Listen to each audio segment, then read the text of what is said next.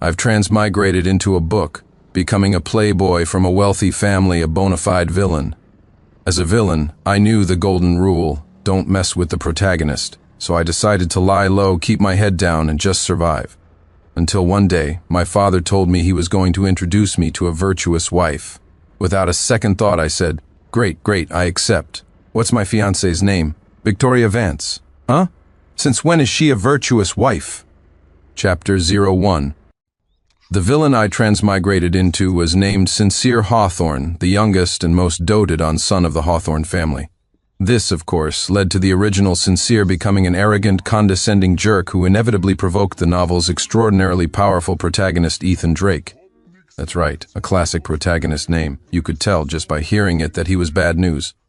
After a series of reckless provocations, the original Sincere ended up as nothing more than a stepping stone for the protagonist.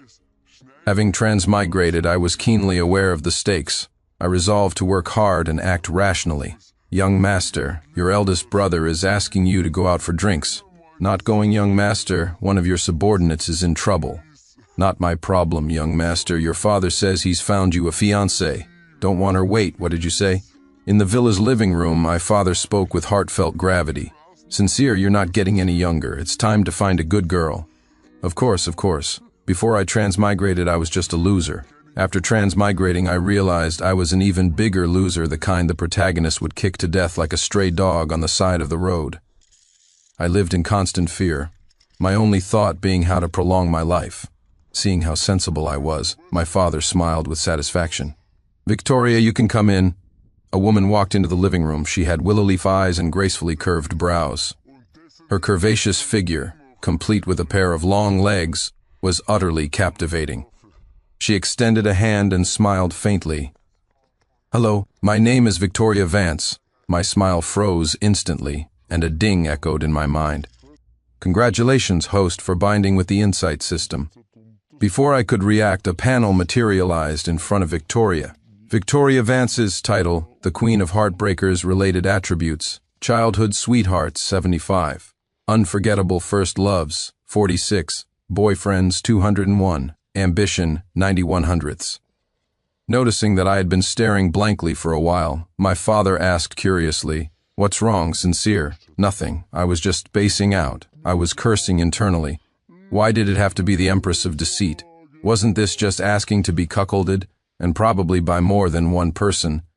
After scanning the Empress of Deceit's panel, I couldn't help but marvel. She truly lives up to her title. According to the fragmented memories I had of the plot, I was a villain destined to be written off within a dozen chapters. The protagonist hadn't even made his appearance yet, but the Empress of Deceit already had such an impressive track record. I made a snap decision and said immediately, Dad, I'm still young. A person's life is finite, and I wish to dedicate my limited energy to the infinite pursuit of my career and education. Please forgive me, but I cannot agree to this marriage. As soon as I said it, my father's face fell, and he shot me a harsh glare. It seemed he had never expected a good-for-nothing rich kid like me to utter such righteous words. Victoria is the daughter of the Vance Group. This marriage was arranged by both our families. You don't get a say in refusing it. No way beside us. Victoria watched with a half-smile, a hint of seduction in her eyes. It dawned on me. This marriage was a strategic alliance between two powerful families, and as the most useless son, I was naturally the perfect candidate. I had no room to interject in the conversation that followed.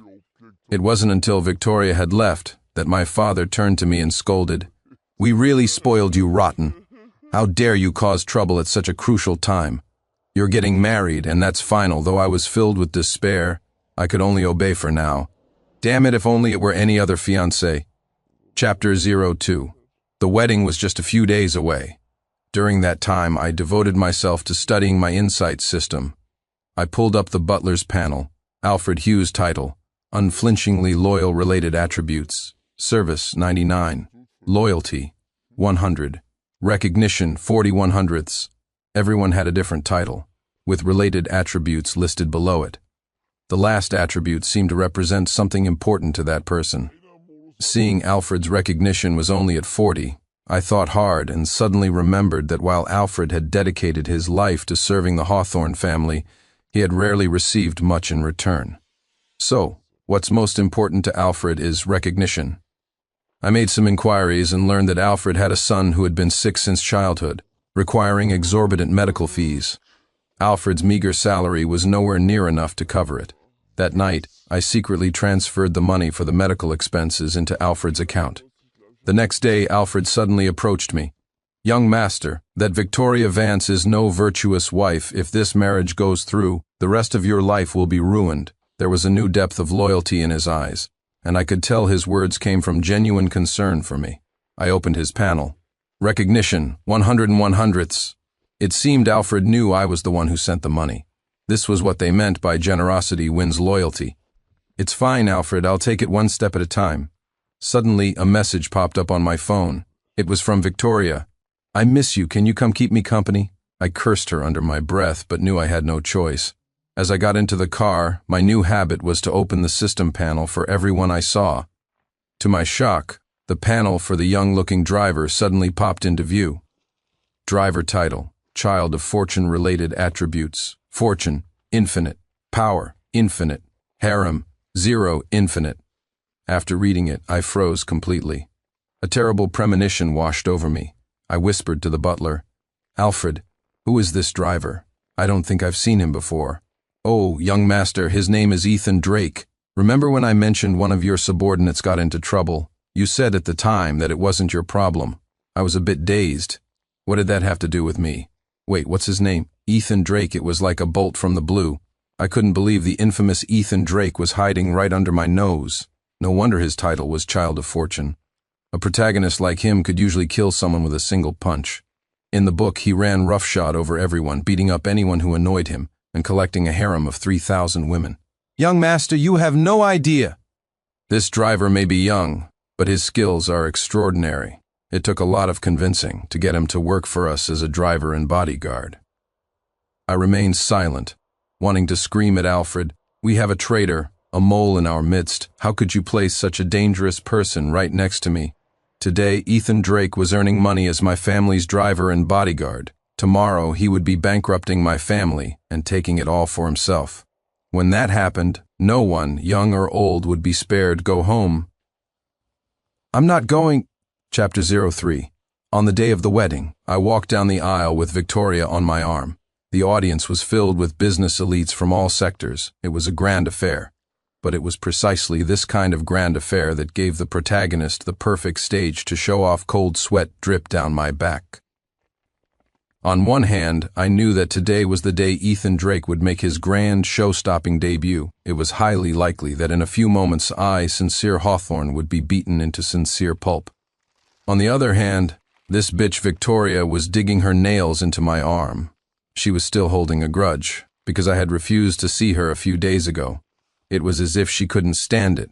If the entire world of men didn't revolve around her, Victoria looked stunningly beautiful in her white wedding dress and light makeup. But when I opened her panel, boyfriends, 203, ambition, 99/100ths. Holy crap, she managed to get 2 more in just a couple of days. If I married her, I'd have been cuckolded more times than I've eaten meals, and her ambition had risen too. It seemed Victoria's ambition was tied to the Hawthorne-Vance alliance, and whatever she planned to gain from it. To the happy couple, may you have 100 years of happiness, the officiant said. Victoria Vance, do you take Sincere Hawthorne to be your husband, to have and to hold, from this day forward, for better, for worse? I knelt on one knee, holding the ring, my face a stoic mask as I stared at the beautiful Empress of Deceit before me. Victoria covered her mouth with her hands, tears welling in her eyes. Her voice choked with emotion as she sobbed. I do. The crowd erupted in thunderous applause and cheers as if they had just witnessed an epic love story. In the audience, Marcus Vance was also wiping away tears. He turned to my father and said emotionally, "What a moving love story. Your Sincere is such a good kid. I'm sure Victoria will be very happy with him." My father managed an awkward smile. He had no idea what I had done to make Victoria so devoted. Only I, standing on the stage, was cursing in my heart. She really is the ultimate two-faced, scheming bitch. How venomous. After I placed the ring on her finger, the officiant asked in the same tone, "Sincere Hawthorne, do you take Victoria Vance to be your wife?" to have and to hold from this day forward, for better, for worse. Before I could answer, a loud voice boomed from the audience. I object. Looking out at the crowd, I felt a wave of relief. Who just said what I was thinking? Bang! Marcus Vance slammed his hand on the table and shot to his feet. Who has a death wish? Who dares to speak such nonsense at my daughter's wedding? A figure leaped nimbly onto the stage with effortless grace. I took a closer look. It was Ethan Drake. There was no mistaking him, the youthful face, the overbearing aura that seemed to come from nowhere, and the overwhelming sense of someone about to show off. It made you want to rush up, take a swing, and offer him a free kill and some EXP. The great Vance Group. Do you really have to stoop to selling your own daughter in a marriage alliance to achieve your goals? Isn't that utterly shameless? Victoria, don't be afraid. If worst comes to worst, we'll fight them to the bitter end. I, Ethan Drake, will risk my life today to rescue you from this filthy business transaction, the classic protagonist move. First find an excuse, then show off. I didn't want to interrupt Ethan's taunting spree. After all, this was Victoria we were talking about. I'd be thrilled if he took her away. I glanced at Victoria. She seemed lost in memories. No doubt the protagonist's harem-gathering ability was kicking in, and even the Empress of Deceit was wavering. Ambition. 98 100ths. Chapter 04. Security, get this arrogant punk out of here. Marcus Vance's face was beet red. Indeed, with all these business elites watching, Ethan's public denunciation was a massive slap in the face. And this was a wedding, for crying out loud. People crash executions, not weddings to steal the bride, although, since the bride was the Empress of Deceit, Victoria Vance, I was actually hoping he would succeed. Let Ethan and his future harem manage this particular green pasture. Suddenly, several muscular bodyguards appeared, creating a stark contrast with the seemingly frail Ethan. But I knew in my heart they were just trash teammates, sent to feed him kills and experience points. No, don't you dare lay a hand on him. Fighting is wrong. The bodyguards were taken aback by my intervention. Mr. Hawthorne, you truly are a man of great magnanimity. Even after this punk has humiliated you so thoroughly, you remain so forgiving. Then their resolve hardened. Mr. Hawthorne, we know this kid must have some skills to come here alone. You're trying to stop us because you're worried we'll get hurt. For your kindness, we'd charge through fire and brimstone. Let's go, boys. I wore a pained expression, but inside I was screaming, you bunch of idiots, if you all go and feed him XP and kills. What am I, a guy who can't even trust a chicken, supposed to do? I'm screwed seeing my attempts to stop them, Ethan sneered. You good-for-nothing rich kid. Who knows how many disgusting things you've done behind the scenes. Stop pretending to be a good person. The taunt worked perfectly. Hearing this, my family's butler and loyal subordinates all fell for it. After all, they knew better than anyone what kind of person I was. Alfred retorted angrily. You bastard, my young master may be lazy, unaccomplished, and uneducated, but he has never done anything malicious. He's a kind-hearted kid. Ethan Drake, you've gone too far. Hearing that, I was momentarily stunned. Is he praising me or insulting me? The scene devolved into chaos. A crowd of people were clamoring to take Ethan down, but I stood firmly in their way, stopping them from feeding him kills. Ethan watched this unfold, his fists itching for a fight. For some reason, he felt a strange sense of unease. According to the usual script, by now Ethan should have already unleashed his protagonist halo, punching his way through everyone, kicking down the powerful, and watching his KDA and EXP soar. But for some reason, this villain wasn't following the script. His refusal to come forward and be a stepping stone was making Ethan extremely anxious. This was a classic case of protagonist show-off syndrome. If he went too long without showing off, he felt empty inside, his fists tingling. At one of the tables, Marcus Vance saw me trying to mediate and remarked wryly, "That Sincere is a good-natured boy, which is rare, but he's too soft. I'm afraid he'll be easily taken advantage of." My father heard this but didn't reply. He understood it was a backhanded comment about his son being a coward, but as he watched me, a new thought took root in his mind. I always thought my youngest son was a useless spendthrift who never left the house or socialized. But seeing him today, he's so steady, and he has such a deep rapport with his people. It seems he's been hiding his true depths all this time. Chapter 05. The standoff continued. Ethan kept trying to provoke a reaction, but he wasn't getting much of a response. "It's all Sincere Hawthorne's fault. Why is he pretending to be a good guy? Seeing his efforts fall flat, Ethan turned his attention to the stunning Victoria Vance. Victoria, have you forgotten the days we spent together? Are you really going to let yourself be trapped by business interests and become a puppet? Hearing this, I snickered to myself, settling in to watch the drama unfold like a spectator munching on popcorn. This is great. If Ethan can get the Empress of Deceit into his harem, I won't have to suffer her backstabbing for the rest of my life. If I actually married Victoria, when our children were born, I wouldn't even know who the father was. My head would be a green pasture vast enough to film 1,000 seasons of a children's cartoon. I'd be the ultimate cuckold, left alone at home while she had her fun. The thought alone was terrifying. No, I refuse. Sincere and I are truly in love. Ethan, don't bring up our past. What's over is over. There's no point in dredging it up. Victoria's words were resolute. She rushed over to grab my arm, tears streaming down her face, looking so pitiful that it would make anyone want to protect her. It didn't work on me, though. As the saying goes, don't let down a good girl, and don't waste a bad one. But Victoria had transcended the definition of a bad girl. A love mired in physical beauty would end with a death certificate before a divorce decree. Cold sweat ran down my back as I cursed inwardly. This scheming bitch is terrifying, and Victoria's panel confirmed everything. Ambition, 99/100ths. As expected, the power of the Empress of Deceit could even overwhelm the protagonist's halo. Suddenly it hit me. She's planning to stick with me. Crap, my family's fortune is in danger in this day and age. A divorce meant she'd get half. Without a doubt, the Empress of Deceit was after something. Ethan was dumbfounded. What was going on? As the child of fortune with a protagonist halo, shouldn't building a harem be a piece of cake for him? Victoria, why are you saying these things? Have you forgotten our past when we were so in love? You're not the Victoria I knew. Ethan's gaze suddenly fell on me. I get it. It was you're the bastard who brainwashed her, huh? How did the blame shift to me? I shot a look at Victoria, cursing her 1,000 times in my head. She just glared back and gave my side a vicious pinch.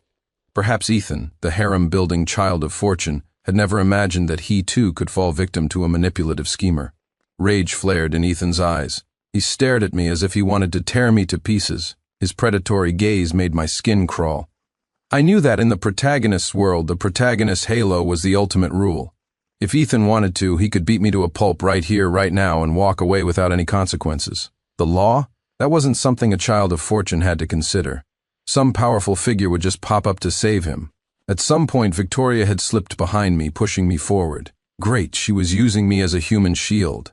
Damn you, you scheming bitch. Suddenly, a plan formed in my mind. Feigning anger, I turned and glared at Victoria. Who exactly is this Ethan Drake to you? My sudden move startled Victoria, leaving her speechless for a moment. Then I turned to Ethan and boomed, "All right, Ethan Drake, you've got guts. I admire your spirit. In that case, I willingly withdraw from this marriage. Victoria shouldn't be a puppet of matrimony. She should follow love and freedom. I respect the history between you two. Perhaps I was just a passerby in her life." As I finished, tears were streaming down my face, not from sadness, but from pure joy. Chapter 06. Huh? The entire wedding hall, including Ethan Drake, was stunned. Was he really just handing over the daughter of the mighty Vance group so casually? Marcus Vance's face was a mottled mess of purple and green. He stood with his arms crossed, staring daggers at me on the stage. Someone was treating his precious daughter as if she were nothing. It was as if Victoria Vance was some cheap, worthless object to be summoned and dismissed at will. Victoria's face was burning. Puffed up with anger, she pinched my side again. Her already alluring lips looked even redder. "What do you mean by that?" I waved a hand dismissively. "Nothing, just respecting a woman's wishes. But I never said I didn't want to marry you." I didn't answer her, just smiled without saying a word. Seeing my nonchalant attitude, Victoria seemed to have a guess. Could it be? Does he know about my affairs? Impossible. She then leaned close to my ear, her posture deliberately intimate, and took my hand, whispering softly, "Sincere, I just made a mistake that anyone could make. Please, give me one more chance. I promise I'll be good to you from now on." I stared at her, my eyes cold as ice.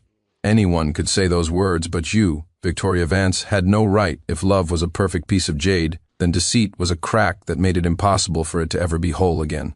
Besides, with Victoria, there wasn't even a foundation of love to begin with. Ethan, on the other hand, broke into a smile.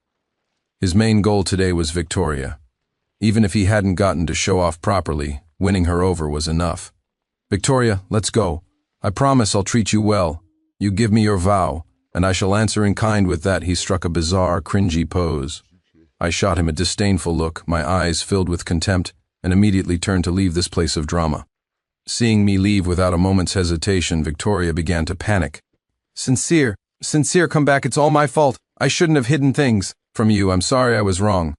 Victoria tried to grab me, to hold me back, but I was resolute. She stumbled and fell to the ground. Ethan rushed over like a simp to help her up, but Victoria paid him no mind. At this point, Ethan had no immense power or wealth. Right now, Ethan was just an unknown bona fide loser. Victoria had wanted to marry into the Hawthorne family for its power and influence. Ethan Drake was not yet someone who could sit at the main table with the big shots. Victoria's eyes were red from crying. She knew in her heart that it was over between us. Her connection to the great and powerful Hawthorne family was severed. Chapter 07. Alfred followed me back to the villa, his voice laced with worry. "Young master, are you sure this is all right? I know you don't want to waste your youth on a woman like her, but I'm afraid the Vance group will be very difficult to deal with." He was right. Although Ethan would take most of the blame for today's fiasco, my on-the-spot annulment was a huge slap in the face to the Vance group. There was no way to spin that positively. I lay on my king-sized bed thinking for a long time. Alfred came in quietly. "Mr. Sincere, your father is back." I sat down slowly in the living room. Besides my father, my eldest brother, Charles Hawthorne, was also there. Seeing me, Charles immediately started teasing. "Well, look at Sincere, all grown up. I really saw something today. Seriously though, kid. How could you turn down a wife that beautiful?" My eldest brother, Charles, was a workaholic, but his abilities were average. My father had placed him in a senior executive position in the company's administration department, but his performance had always been mediocre. Charles had never met a master manipulator like Victoria, so he couldn't understand what a terrifying woman she was. Curious, I casually opened my brother's panel. Charles Hawthorne title, Coaster perfect work ratings 0, mediocre work rating 0, average work ratings 1,306, value 0 first. He really is a coaster value? I don't get it. What kind of value? My father cut off our banter with a stern voice. "Ahem, can you two act your age? Sincere, what exactly is your plan regarding today's events?" My father's burning gaze fell on me, his eyes filled with a mixture of expectation and confusion. All this time I had seen myself as a minor villain, a small pebble on the protagonist's path to world domination. I was always running from my so-called predetermined fate, just trying to survive day by day. But I refused to marry a notorious scheming bitch, and I refused to be a stepping stone for someone else. I want to be the protagonist of my own story. I shot to my feet, my voice ringing out. Everyone looked at me, the family's youngest screw-up, with newfound respect. "Ha ha ha, good, to be yourself. But that's the hardest thing to do." Thump. My father lightly tapped my forehead and then slowly left the villa. "You can't always just think about yourself. Also, starting tomorrow, you'll go to work with Charles. For a father, there's nothing more difficult than watching your children grow up. Today's events had shown Richard Hawthorne a new Sincere. The company needed an heir, and that heir needed to be tempered. Meanwhile, over at the Vance household, Ethan Drake had used his silver tongue to successfully win over both Victoria and her father. The senior management of the Vance Group gained a new name, Ethan Drake. Chapter 08. Inside the Hawthorne Group. "Huh? Sincere Hawthorne? Little brother, what are you doing here? Are you taking over my job?" The speaker was my second brother, Damien Hawthorne. The dark circles under his eyes were so pronounced he looked like a panda. Compared to my eldest brother, he was far more capable, a fact that was clear from his panel. Damien Hawthorne title, core member, work competence, 100. Work results, 100. Vacation days, 2/7. No, father just gave me a job here. Damien grunted listlessly. Then, as if remembering something, he turned and asked, "Weren't you getting married? What are you doing here?" "It's nothing." I called it off. My tone was flat, as if I were talking about something trivial. Damien's reaction was muted, which was typical of his personality. He never seemed interested in anything. As we were chatting, a junior employee rushed in. "This is bad. Big D, we have a problem." The Vance Group just hijacked the land development project we just won the bid for. The Hawthorne family had made its fortune in real estate. To this day, even though we had diversified into many related industries and subsidiaries, real estate remained our core business. According to the company's long-term goals, losing a project as large as a land development deal at this critical juncture would be a massive blow to our short-term cash flow. Damien and I immediately contacted the staff from the bidding committee. Why? The Hawthorne Group had already won this project. Why would you go back on your word and give the land to the Vance Group at the last minute? But the response we received was shocking. We've had an internal policy adjustment. This project can't always belong to the Hawthorne Group, can it? Before we could deal with one problem, another arose. Ethan Drake suddenly arrived at the Hawthorne Group, with Victoria Vance on his arm. Victoria looked at me with pure disdain. I casually checked her panel. Boyfriends, 204. Ambition, 100/100ths. I understood instantly. Ethan Drake, the child of fortune, had finally conquered the Empress of Deceit. The only thing that puzzled me was that Ethan's panel still read, Harem 0 Infinite. A cold smile touched my lips. I asked irritably, "What are you doing here?" I had already suspected that only someone with a protagonist's halo like Ethan could pull off snatching a project that had already been awarded. Ethan wore a Vance Group employee badge, a sly, terrible smile on his face. That bidding project is pretty important to you guys, right? Although the Vance Group has it now, I might consider giving it to you. My eldest brother, Charles, had also received the news and rushed to the office. As the head of administration, he was involved in nearly all of the company's major decisions. After some negotiation, I understood Ethan's plan. He wanted us to buy the land back from him at twice the winning bid price. It was pure extortion. At the negotiating table, Charles's brow was furrowed, and he was sweating profusely. It was an incredibly difficult decision. Either swallow this bitter pill or lose a massive project. Ethan leaned against the table, watching my brother squirm like an ant on a hot pan. He looked like he had the situation completely under control, a cunning smile on his face. I moved over to my brother's side. "Charles, what are you thinking?" As I expected, Charles's instinct was to get the land back, even at a loss, just to keep the company running smoothly. I leaned in and whispered my idea in his ear. Ethan said impatiently, "So, what's your decision? This is a one-time offer for this land." Charles took a deep breath and put on a relaxed expression. "Apologies, but our company has had a policy adjustment. We no longer want this land. This allows us to cut our losses in time, so thank you for that. After all, this project can't always belong to the Hawthorne Group." Chapter 09. Inside the Vance Group, a sharp rebuke came through the phone. "What? That plot of land, you didn't sell it back to the Hawthorne Group at a high price?" The person on the phone was undoubtedly Ethan's powerful connection from the bidding committee. Ethan's face was dark. He never imagined that the Hawthorne Group would actually let go of the land. Ethan's plan had been to use his friend's influence to secure the land first, then sell it back to the Hawthornes at a premium and pocket the difference. Since the project would ultimately end up with the Hawthornes anyway, his connection wouldn't be discovered or held accountable. It was a flawless plan to get something for nothing. The only flaw was that they never ever considered that the Hawthornes would actually refuse the deal. "Ethan Drake, I don't care how you do it, but you have to sell that land back to the Hawthornes, even at a loss. If I go down for this, you're coming with me." Meanwhile, the executives at the Hawthorne Group were in an uproar. "Mr. Hawthorne, your decisions have always been so conservative. Why were you so reckless this time? This land is too important. How could you just give it up?" The meeting ended on a sour note, with almost everyone opposing the decision. Charles let out a breath and looked at me. "My decisions for the company have always followed the principle of seeking not for merit but for no fault. I'm always so worried about this and that, but the results are always just mediocre." As the eldest brother, he carried more responsibility, which made him more afraid of making mistakes. As a result, no matter what he did, his performance was always just average. The next day, I took over Damien's work. My second brother was ecstatic, and his panel changed to vacation days, 7/7. "Hello? This is the Hawthorne Group. It seems the deed for the project our company recently won the bid for has not yet been transferred to us." First, I called the bidding officials. Their response was still dismissive. Then, I immediately took a team and rushed over to demand an explanation. These people were masters of bureaucracy. Talking to them was useless. but my goal was just to get their attention and force them to find the powerful figure involved. At the same time, I had our PR department leak the news to the media without a second's hesitation.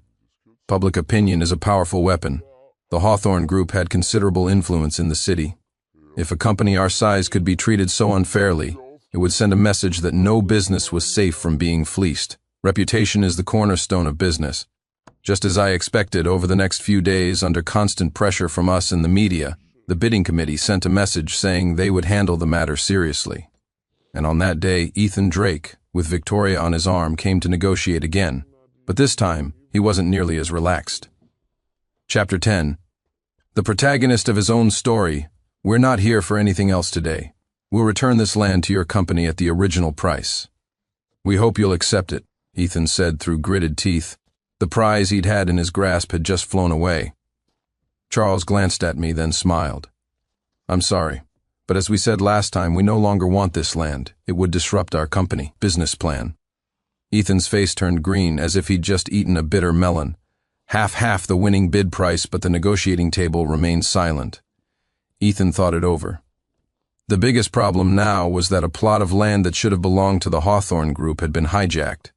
If the land never returned to our hands, the blame would inevitably fall on the bidding officials and the Vance Group, which would be a massive blow to both of their reputations. To protect its own reputation, the bidding committee would surely cut ties immediately and pin all the blame on the Vance Group. Take it back, I don't ask for anything else, just please take this land off our hands. Ethan's face was flushed. It wasn't easy to grovel like this. I suddenly exploded. So you do know this land was ours to begin with, you motherfucker? In the end, Charles cheerfully signed the contract, and the land that was rightfully ours returned to our hands. The negotiating table suddenly felt empty, with only Ethan and Victoria remaining. Useless, this is all your fault, you useless piece of trash. Victoria screamed at the dejected Ethan. She never thought that this guy, who had bragged so much about his abilities, would end up so pathetically handing back the land he had acquired. More importantly, the future of the Vance Group might be ruined by this man. At that thought, Victoria lunged at him with her nails, enraging Ethan. You scheming bitch, what right do you have to criticize me? Don't think I don't know about your sordid affairs. Lies don't hurt, but the truth is a sharp knife. Victoria bristled like an angry cat. You worthless loser, I knew you were incompetent from the start.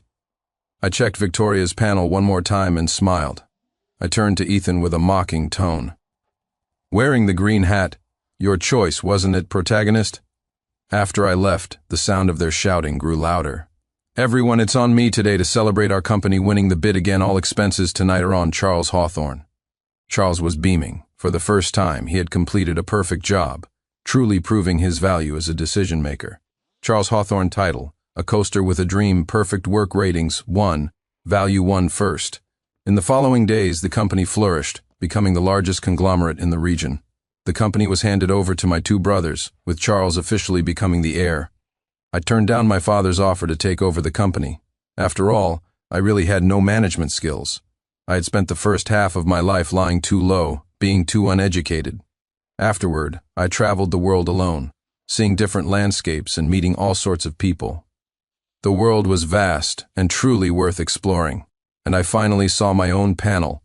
Sincere Hawthorne title, the ultimate lying low villain, the protagonist of his own story, 1 first.